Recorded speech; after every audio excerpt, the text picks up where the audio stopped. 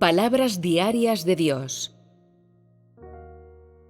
El plan de gestión de Dios abarca 6000 años y se divide en 3 eras basadas en las diferencias en su obra. La primera es la era de la ley del Antiguo Testamento. La segunda es la era de la gracia. Y la tercera es la que pertenece a los últimos días, la era del reino. En cada era se representa una identidad diferente. Esto solo se debe a la diferencia en la obra, es decir, a los requisitos de la obra. La primera etapa de la obra se llevó a cabo en Israel y la segunda etapa de conclusión de la obra de redención se realizó en Judea. Para la obra de redención, Jesús nació de la concepción por medio del Espíritu Santo y como el único Hijo. Todo esto se debió a los requisitos de la obra. En los últimos días, Dios desea expandir su obra por las naciones gentiles y conquistar a las personas allí, de forma que su nombre pueda ser grande entre ellas. Él desea guiar al hombre en el entendimiento de todos los caminos correctos de la vida humana, así como de toda la verdad y el camino de la vida. Un espíritu lleva a cabo toda la obra. Aunque él pueda hacerlo desde diferentes puntos de vista, la naturaleza y los principios de la obra siguen siendo los mismos. Una vez que observas los principios y la naturaleza de la obra que ellos han realizado, entonces sabrás que toda ella ha sido llevada a cabo por la mano de un solo espíritu. Aún así, algunos pueden decir: el Padre es el Padre, el Hijo es el Hijo, el Espíritu Santo es el Espíritu Santo, y al final, ellos serán hechos uno. Entonces, ¿cómo los deberías hacer uno? ¿Cómo pueden ser hechos uno el Padre y el Espíritu Santo? Si ellos fueran inherentemente dos, entonces, sin importar cómo se unan, ¿no seguirían siendo dos partes? Cuando dices hacerlos uno, no consiste simplemente en unir dos partes separadas para conformar un todo. Pero, ¿no eran dos partes antes de ser hechas un todo? Cada espíritu tiene una esencia distinta y dos espíritus no pueden ser convertidos en uno.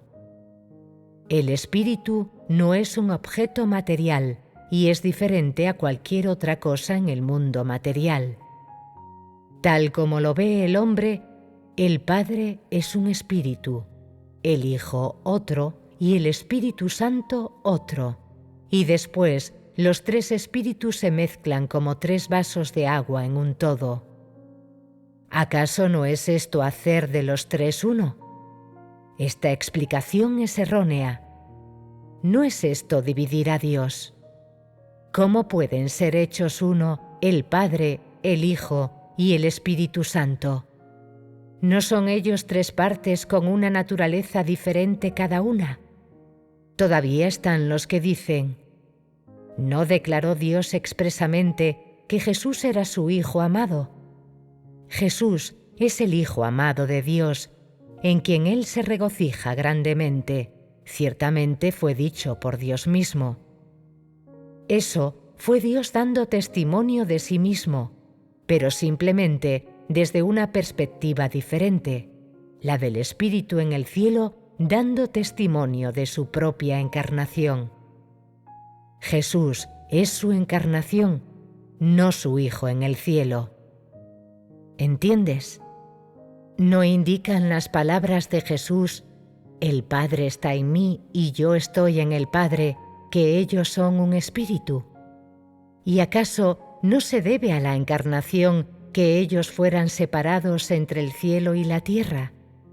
En realidad, siguen siendo uno. Sin importar lo que digan, es simplemente Dios dando testimonio de sí mismo. Debido al cambio en las eras, a los requisitos de la obra y a las diferentes etapas de su plan de gestión, el nombre por el que el hombre llama a Dios también difiere. Cuando Él vino a llevar a cabo la primera etapa de la obra, solo se le podía llamar Jehová, pastor de los israelitas. En la segunda etapa, el Dios encarnado solo podía ser llamado Señor y Cristo. Pero en esos tiempos, el Espíritu en el cielo solo declaró que Él era el Hijo amado de Dios y no mencionó que fuese el único Hijo de Dios. Esto simplemente no ocurrió. ¿Cómo podría Dios tener un único hijo? Entonces, ¿no se habría hecho hombre Dios? Como Él era la encarnación, se le llamó el Hijo amado de Dios, y a partir de esto, llegó la relación entre Padre e Hijo. Se debió sencillamente a la separación entre el cielo y la tierra. Jesús oró desde la perspectiva de la carne. Como se había revestido de una carne de humanidad normal, fue desde la perspectiva de la carne desde donde Él dijo: «Mi caparazón corporal es el de un ser creado. Como me revestí de carne para venir a la tierra, ahora estoy lejos, muy lejos del cielo». Por esta razón, Él solo podía orar a Dios Padre desde la perspectiva de la carne. Este era su deber y aquello con lo que el Espíritu encarnado de Dios debía estar equipado. No puede decirse que Él no es Dios simplemente porque oraba al Padre desde la perspectiva de la carne. Aunque se le llama el Hijo amado de Dios, sigue siendo Dios mismo, porque Él no es sino la encarnación del Espíritu, y su esencia sigue siendo el Espíritu. Tal como lo ve el hombre, se pregunta por qué ora Él si es Dios mismo. Esto se debe a que Él es el Dios encarnado, Dios viviendo en la carne, y no el Espíritu en el cielo. Tal como el hombre lo ve, el Padre, el Hijo y el Espíritu Santo son todos Dios. Solo los tres hechos uno puede considerarse el único Dios verdadero, y de esta forma su poder es excepcionalmente grande. Siguen estando aquellos que dicen que solo de esta forma es Él el Espíritu 7 veces intensificado. Cuando el Hijo oró después de su venida, lo hizo al Espíritu. En realidad, estaba orando desde la perspectiva de un ser creado. Y es que la carne no es completa. Él no era completo y tenía muchas debilidades cuando vino en la carne. Por tanto, sufrió mucha turbación mientras llevaba a cabo su obra en la carne. Por esta razón fue que oró 3 veces a Dios Padre antes de su crucifixión y otras muchas veces antes de ella. Él oró entre sus discípulos, oró solo en lo alto de un monte, oró a bordo del barco de pesca, oró entre una multitud de personas, oró cuando partió el pan y oró cuando bendijo a otros. ¿Por qué lo hizo? Fue el Espíritu a quien oró. Él estaba orando al Espíritu, a Dios en el cielo, desde la perspectiva de la carne. Por tanto, desde el punto de vista del hombre, Jesús pasó a ser el Hijo en esa etapa de la obra. Sin embargo, en la etapa actual, Él no ora. ¿Por qué ocurre esto? Se debe a que lo que Él trae es la obra de la palabra, así como el juicio y el castigo de la misma. No tiene necesidad de oraciones, porque su ministerio consiste en hablar. No lo ponen en la cruz y el hombre no lo entrega a los que están en el poder. Él simplemente lleva a cabo su obra y todo está establecido.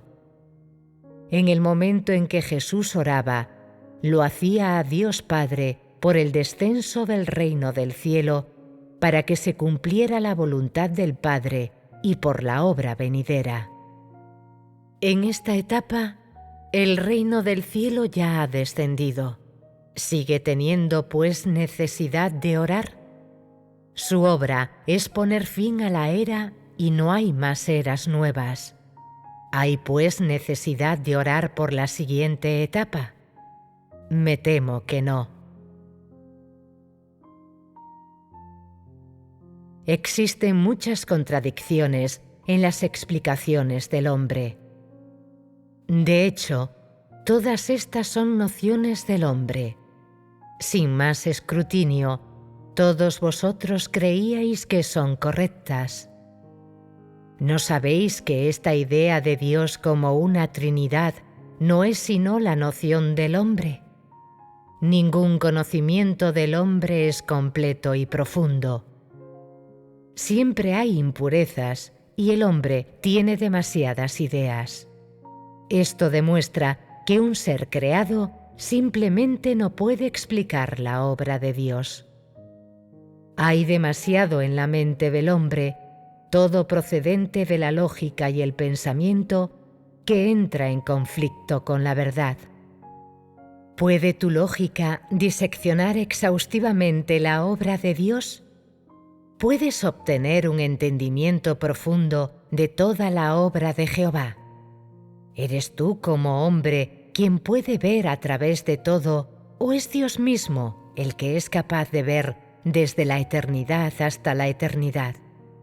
¿Eres tú quien puede ver desde la eternidad mucho tiempo atrás hasta la eternidad venidera, o es Dios quien puede hacerlo? ¿Qué dices? ¿Cómo eres digno de explicar a Dios? ¿Sobre qué base es tu explicación? ¿Eres Dios? Los cielos y la tierra y todas las cosas en ellos fueron creados por Dios mismo. No fuiste tú quien lo hizo, así que, ¿por qué estás dando explicaciones incorrectas? ¿Ahora sigues creyendo en la Trinidad? ¿No crees que es demasiado complicado de esta forma? Sería mejor para ti creer en un Dios, no en tres. Es mejor ser ligero, porque la carga del Señor es ligera.